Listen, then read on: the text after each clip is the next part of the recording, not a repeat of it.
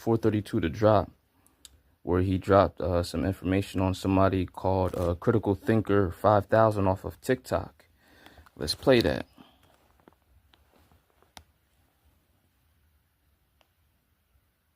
Recently, la Presidenta de Mexico, Claudia Sheinbaum Pardo, signed 2 edicts into law, which are breathtaking to say the least.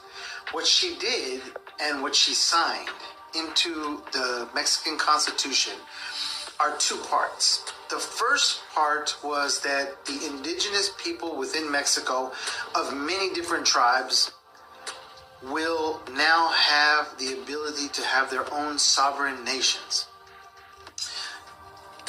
Now, bear with me here. So basically, a commission is set up to recognize those indigenous nations within Mexico and teach them and show them how they can rule autonomously and set up their own rulership over their own people, because there's a lot of indigenous different tribes within Mexico.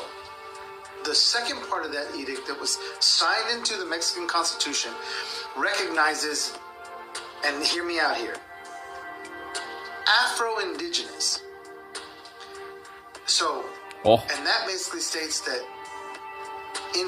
written into the Mexican Constitution, it is now law that the Afro-Indigenous are recognized as full citizens of Mexico and are afforded their indigenous status. And then she went on to state that Mexico recognizes that Afro-Indigenous people were on this continent hundreds of years before the Spaniards stepped 1 foot on the soil. Facts, big facts. It completely changes the narrative of what we've been taught. It completely changes the idea that Columbus was here and there's just Mexicans. As the more who discovered right America. On its head. Everything is out the door. This is a very intelligent woman. And what she has stated are what people on different social media platforms have been saying for years. Black man was already here. The black man was already here. The more. We didn't come in slave ships. That's not feasible. It would have taken too many ships. They would lose too many people.